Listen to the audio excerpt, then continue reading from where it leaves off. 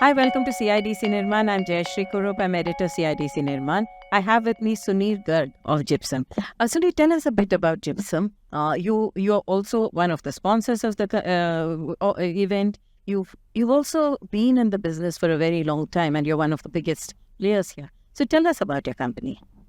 So we provide trenchless services. We are one of the only companies, I would say, who is providing all the trenchless installation and rehabilitation options to the clients. We are working all over India. We are working in nearby countries, in Sri Lanka, in Bangladesh, in Myanmar. So there is huge scope for trenchless businesses, and that is the reason we are not doing anything else. We are working only in trenchless. When you say you are in the trenchless business, break that up into what are the components of the trenchless business that you are in? So for trenchless, basically there are two broad categories. One is the installation methods and the other is the rehabilitation methods. In installation, for small diameters, the best option is horizontal directional drilling. Then you have other options like auger boring and other manual boring, which was done in the that mountain region in the tunnel, Uttarakhand, that rescue operation as well. And then we do micro tunneling for installation of sewer pipelines and oil and gas pipelines. Then when it comes to rehabilitation, then rehabilitation means installing a new liner inside the existing pipe to increase the life of the line by another 50 to 100 years. So for that, we have different kind of system linings materials, which are glass reinforced, some are polyester felt liners, some are PVC liners, which increase the life as well as they decrease the friction in the flow, which increases the overall amount of flow which can go through the pipe. So the main thing is, without disrupting the environment, without disrupting the local population, the traffic, causing least inconvenience. Uh, These are the only methods which can be used to ensure that. Yeah. Which are the sectors that you work for? Water and sewer and oil and gas.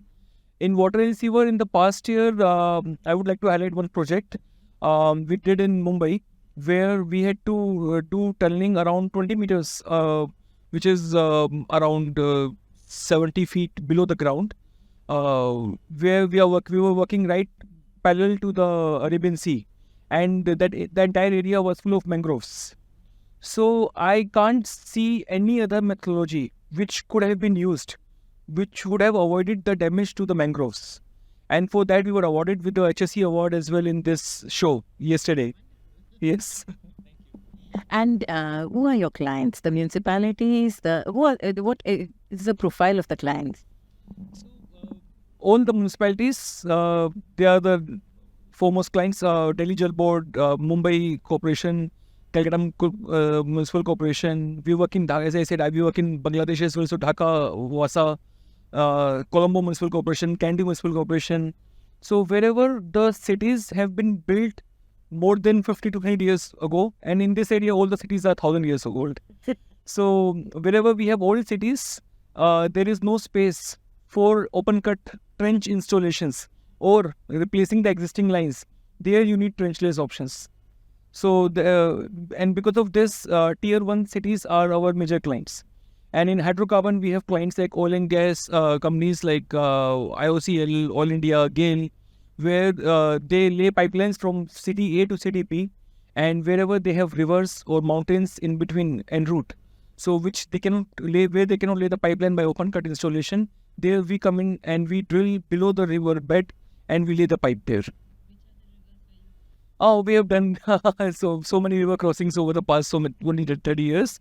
We have crossed Ganga River, Hooghly, Yamuna, Brahmaputra, many rivers. Yeah. What are the challenges that you face here? Ours is a very unique field where it's difficult to find pre-trained manpower. So, of course, we have to spend time and resources on training ourselves. It's a small community.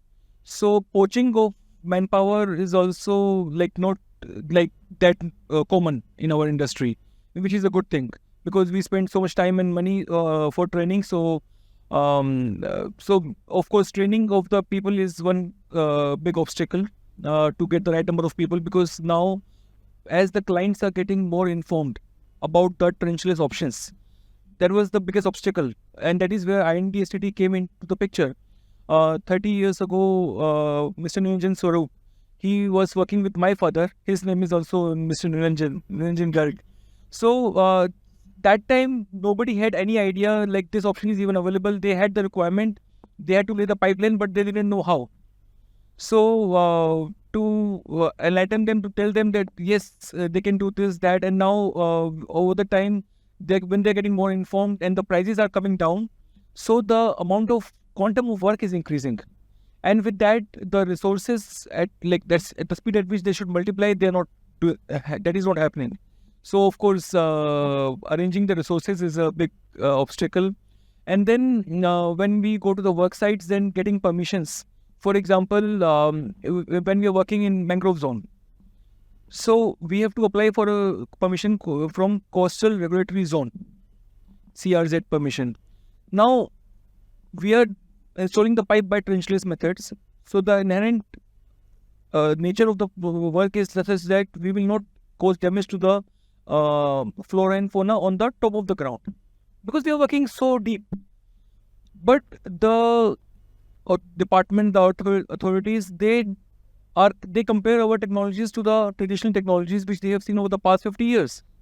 So to explain to them, and they have to tick mark the check boxes and all. So it's very difficult for us to explain to them that for in our case, and that in fact there is not even a need to get these clearances for trenchless projects. But now, slowly, of course, things are improving now. Is there something you need by way of policy now? I mean, Niranjan has done a lot of work in policy. Are there policies that are a stumbling block still? I would say standardization of the specifications. That is must requirement, because different municipalities within India. So the Mumbai municipality, for example, they are not aware of the specifications or the minimum requirements which are being followed in Calcutta or Delhi, for example. So there are good and bad practices everywhere. So there is a high need for standardization of the specifications of the technical requirements of the for the bidders, for the technology, so that so that you can compare apple to apple. You can compare whether the work done by a contractor or in a project is up to that standard or not. So that will improve the reputation of all the trenchless technologies out there.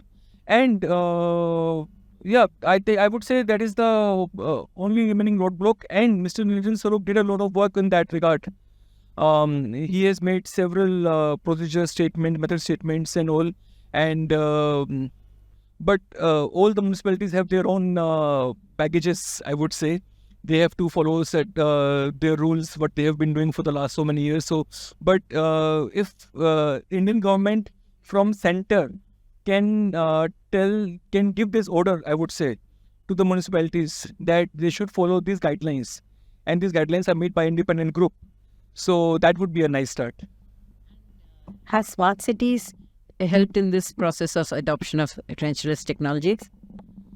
So smart city is a very wide concept. So if you are making a greenfield city from scratch, that is also a smart city. The government is bringing the smart city programs to existing cities like Amritsar and Ludhiana also, for example. So in case of new cities, in fact, when the planning is done properly from day one, ideally you should not need any trenchless technology, because it's a greenfield. So you can plan all the lines in advance. That is the ideal world scenario. So in those kind of smart cities, trenchless is not playing any role. So there, trenchless is not having a major role. But when they're planning to convert existing cities into smart cities, without trenchless, there is no other alternate option. And of course, when more number of cities will be added into this kitty of smart cities, then we will see more adoption of trenchless technologies. Thank you. Thank you so much. That was very enlightening. Thank you so much. All the best. Thank you.